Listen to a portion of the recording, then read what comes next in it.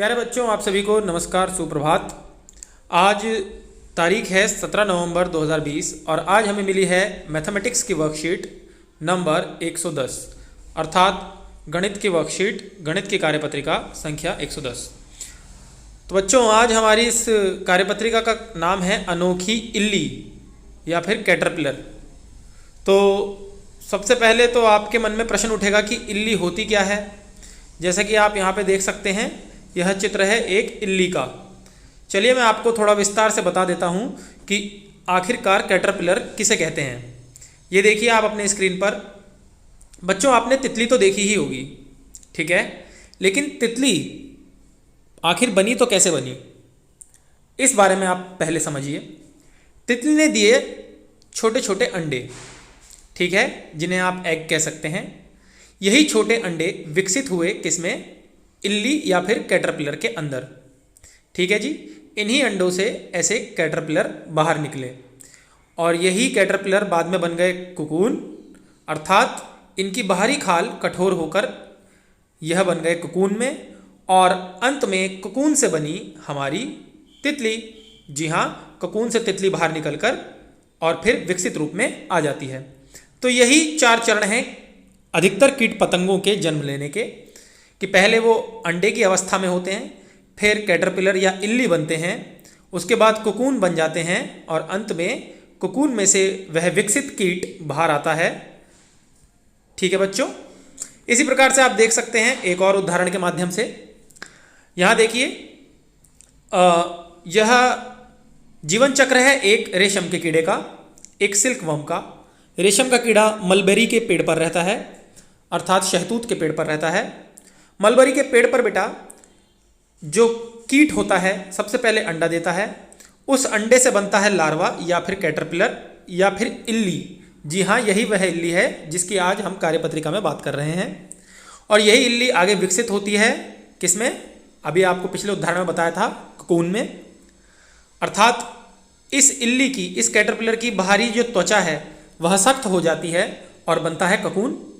Cocoon से बाहर निकलता है एक विकसित कीट या एक विकसित कीड़ा, ठीक है बच्चों। तो ये थे जीवन चक्र कुछ कीट पतंगों के, जिनसे आपको यह समझने में सहायता मिली होगी कि आखिरकार कैटरपिलर कहते किसे हैं। चलिए अब कार्यपत्रिका की ओर बढ़ते हैं। बच्चों, आप सभी ने इल्ली कैटरपिलर तो अवश्य देखी होगी। जी हाँ, अगर नहीं भी देखी तो मैंने आपको दिखा दी है। आज हम सभी एक अनोखे इल्ली बनाएंगे और पता है यह अनोखी क्यों है, क्योंकि इसे संख्याएं, नंबर्स बहुत ज़्यादा पसंद हैं। जी हाँ, देखिए ये अनोखी इल्ली है, देखिए इसके अंदर संख्याएं लिखी हुई हैं, इसे संख्याएं बहुत पसंद हैं।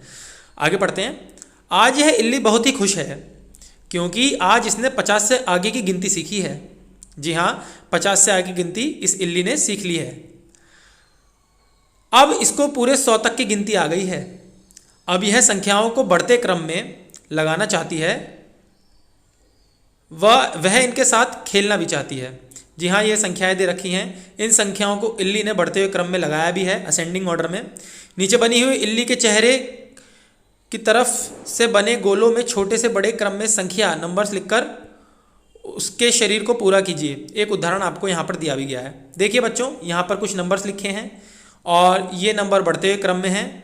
यहाँ पर नंबर छितराए हुए हैं, जैसे पहले 56, फिर 59, 53, 51, 55, 54, 52, 58, 60 और 57, ठीक है। अब आपको इन्हें बढ़ते हुए क्रम में यहाँ इस इल्ली के अंदर लिखना है। किस प्रकार से लिखेंगे, सबसे छोटी संख्या इनमें से कौन सी है, देखिए सबसे छोटी संख्या है 51, तो 51 यहाँ लिख दी। इसी प्रकार से इससे बड़ी संख्या 51 से 52 है, 52 यहाँ लिख दी। 52 के बाद आता है जी संख्या आपकी 53, तो 53 आपने यहाँ लिख दिया। इसके बाद 54 आपने यहाँ लिख दिया। फिर इसके बाद बड़ी संख्या है 55, वो आपने यहाँ लिख दिया। इसके बाद 56, वो आपने यहाँ लिख दिया। 57 ये रहा, 57 आपने इसके बाद लिख दिया। फिर आया 58, जिसको आपने यहाँ लिख दिया। फिर 59 को आपने यहाँ लिखा, ठीक है बच्चों। और अंत में बचा आपके पास ले देकर क्या, 60। इस 60 को सबसे आखिरी वाले खाने में आपने भर दिया और इसी के साथ जैसे आपने गिनती पूरी करी तो आप देख सकते हैं इल्ली का शरीर पूरा हो गया। जी हाँ, अभी इसने 51 से लेकर 60 तक के जो नंबर्स हैं वो अच्छी तरह याद कर लिए हैं। अगला वाला हम सबको मिलकर करना है। तो बच्चों यहाँ पर सबसे छोटी संख्या है हमारी 61। 61 को हमने लिखा इस खाने में, उसके बाद 62 ये गई नारंगी खाने में, फिर 63 आपकी गई नीले खाने में। ठीक है बच्चों, इसके बाद 64 कहाँ पर है, ये रहा। 64 को हमने लिखा इस खाने के अंदर। इसके बाद 65 अर्थात 65 को लिखा हमने इस लाल वाले खाने में। इसके बाद 66 को हमने लिखा यहाँ इस खाने में। 67 यहाँ पर लिख दिया जाएगा। 68 इस हरे वाले खाने में। इसी प्रकार 69 को आप लोग लिखेंगे इस पीले वाले खाने में, और अंत में रह जाएगा ले देकर 70, जिसे हम लिख देंगे सबसे आखिरी वाले खाने के अंदर। तो हमारी इल्ली पूरी तरीके से इसका शरीर पूरा हो जाएगा। ठीक है, इसे 61 से लेकर 70 तक की काउंटिंग आ जाएगी।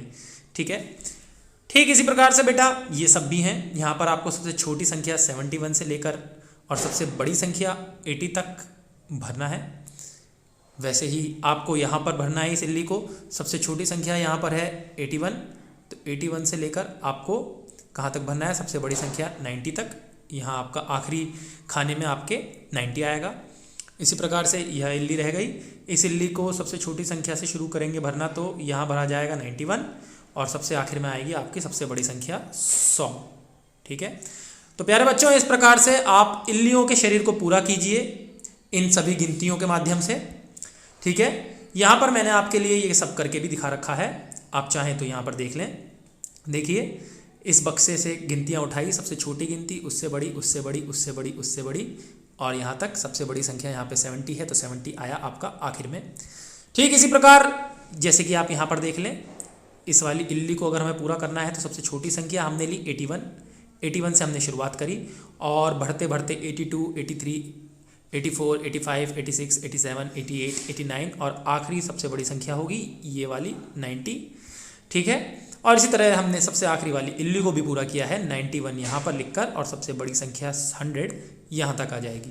तो बच्चों आज का काम बेहद सरल है, बहुत आसान है, यह आप बड़ी ही सहजता के साथ कर सकते हैं।